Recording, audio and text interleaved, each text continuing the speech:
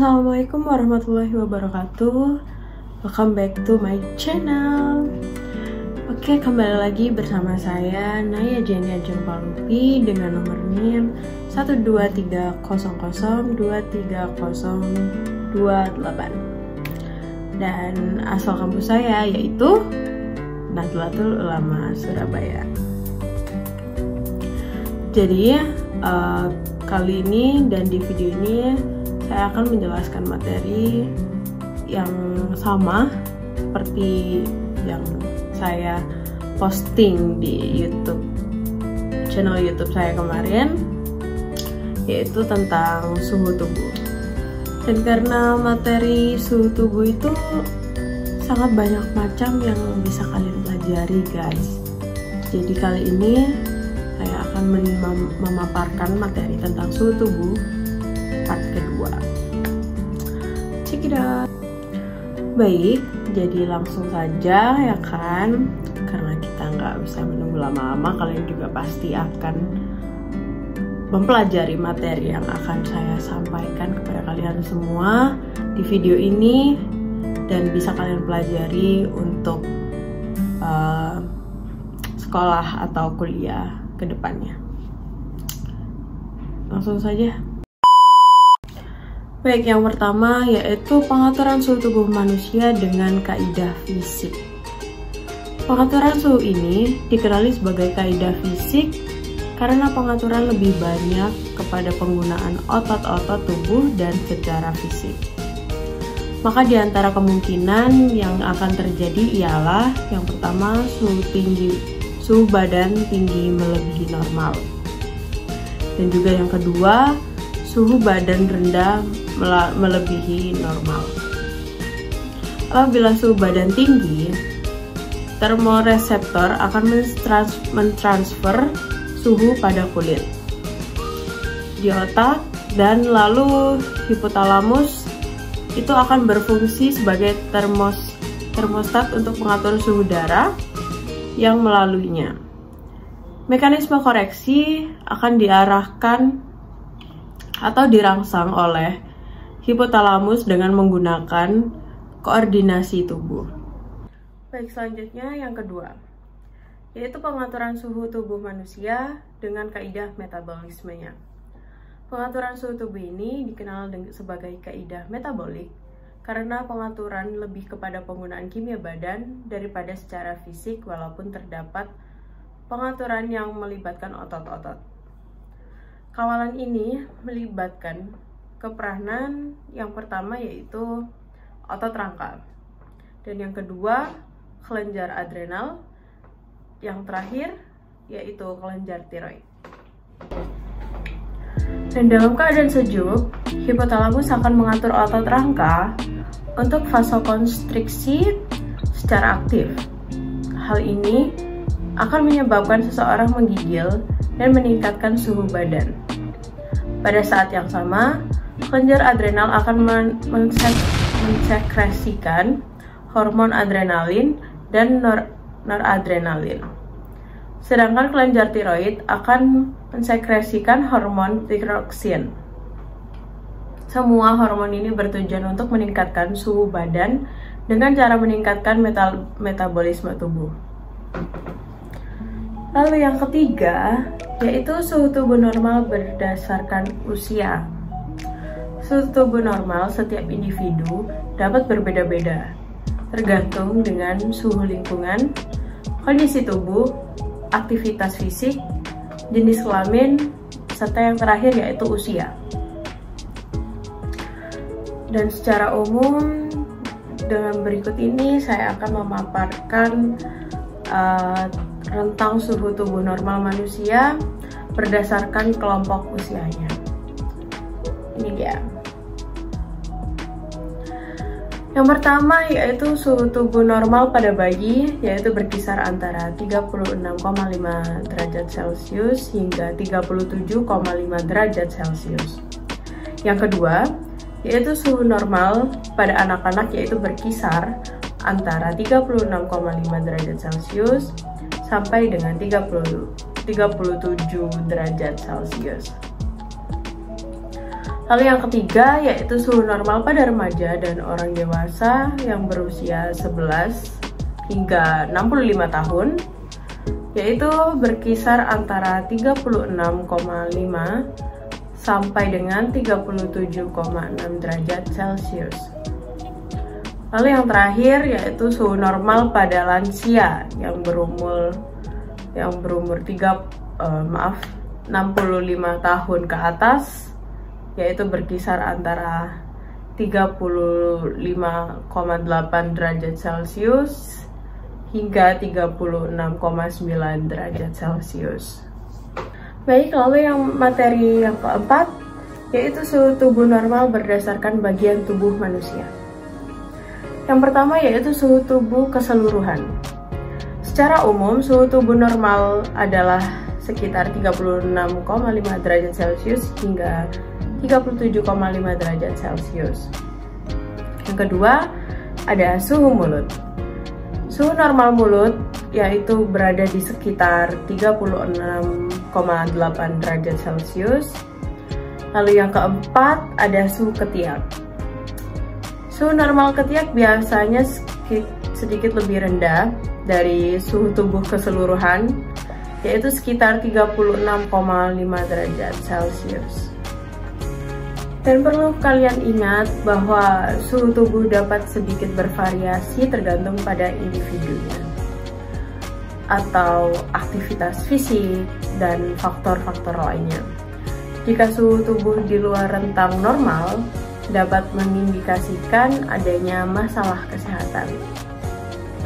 Lalu materi yang kelima, di sini saya akan menjelaskan beberapa penyakit-penyakit yang berkaitan dengan suhu tubuh. Perubahan suhu tubuh ini sangat erat kaitannya dengan produksi panas yang berlebihan. Produksi panas maksimal maupun pengeluaran panas yang berlebihan, tentunya sifat perubahan panas tersebut sangat mempengaruhi masalah klinis yang pernah dialami setiap orang. Ada beberapa penyakit yang timbul akibat perubahan suhu tubuh. Setelah video ini, saya akan menyebutkan apa saja sih penyakit-penyakit yang timbul akibat perubahan suhu tubuh ini. Mari saya jelaskan berikut ini. Penyakit yang pertama yaitu ada demam. Demam ini adalah kondisi di mana suhu tubuh meningkat di atas rentang normal. Biasanya, demam disebabkan oleh infeksi bakteri, virus, atau kondisi medis lainnya. Lalu gejala demam ini juga meliputi suhu tubuh yang tinggi, di atas 38 derajat Celcius atau lebih. Menggigil ini, demam ini juga bisa menggigil, terus menyebabkan kulit merah, terus lalu berkeringat, kelelahan, dan nyeri di dalam tubuh.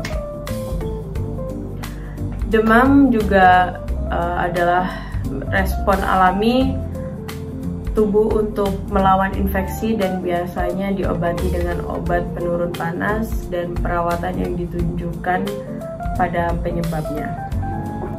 Lalu yang kedua yaitu ada penyakit hipertermia. Hipertermia adalah kondisi di mana suhu tubuh naik di atas batas normal karena paparan terlalu lama pada suhu panas atau aktivitas fisik yang berlebihan. Dan gejala hipotermia ini meliputi suhu tubuh yang tinggi di atas 40 derajat Celcius atau selebihnya, yaitu kulit kering, pusing, dan kelemahan, lalu bisa juga mual, muntah, dan kadang-kadang agak kebingungan. Hipertermia bisa menjadi tanda dari kondisi medis yang serius, seperti heat stroke, yang memerlukan penanganan segera dan termasuk pendinginan tubuh, lalu hidrasi yang cukup dan perawatan medis yang darurat. Lalu penyakit yang ketiga yaitu hipotermia. Hipotermia ini terjadi ketika suhu tubuh turun di bawah rentang normal yang aman. Hal ini bisa disebabkan oleh paparan terlalu lama pada suhu dingin atau air dingin, kelelahan fisik, atau kondisi medis tertentu. Dan ada pula gejala hipotermia ini meliputi yaitu gemetar, kulit pucat atau biru, kebingungan, kelelahan, dan denyut nadi lemah serta kesadaran menurun. Hipotermia ini adalah kondisi serius yang memerlukan penanganan segera, termasuk memindahkan individu ke lingkungan yang hangat, memberikan pakaian hangat, dan memberikan perawatan medis darurat jika diperlukan. Penyakit yang terakhir atau yang keempat yaitu demam rematik. Demam rematik ini adalah kondisi inflamasi yang terjadi sebagai komplikasi dari infeksi tenggorokan oleh bakteri Streptococcus. Dan ada juga gejalanya meliputi demam dan nyeri sendi, pembengkakan sendi, perubahan pada kulit atau bintik merah pada kulit, dan juga yang terakhir perubahan pada jantung. Penanganan demam rematik melibatkan pengobatan untuk mengatasi infeksi Streptococcus, yaitu untuk mengurangi peradangan dan meredakan gejala. Baik, itu semua adalah bermacam-macam suhu tubuh pada manusia, dari kaidah-kaidahnya dan penyakit-penyakit yang mengalami perubahan suhu tubuh kita ini. Itu saja sih yang bisa saya paparkan dalam video kali ini. Itu saja materinya. Semoga kalian bisa mempelajarinya dengan baik dan juga bisa kalian mengerti apa yang saya paparkan tadi ya. Baik, terima kasih semuanya buat kalian yang bakalan nonton channel YouTube aku di video ini atau video kemarin tentang materi suhu tubuh itu. Terima kasih banyak, aku sangat menghargai itu. Dan juga mohon maaf jika saya ada salah kata dari penjelasan saya atau ucapan saya yang tidak pantas atau kurang baik. Mohon dimaafkan. Sekian dari video saya. Terima kasih. Wassalamualaikum warahmatullahi wabarakatuh. Jangan lupa, kita bakal kembali ke video selanjutnya tentang materi yang lain. Kita tunggu aja ya.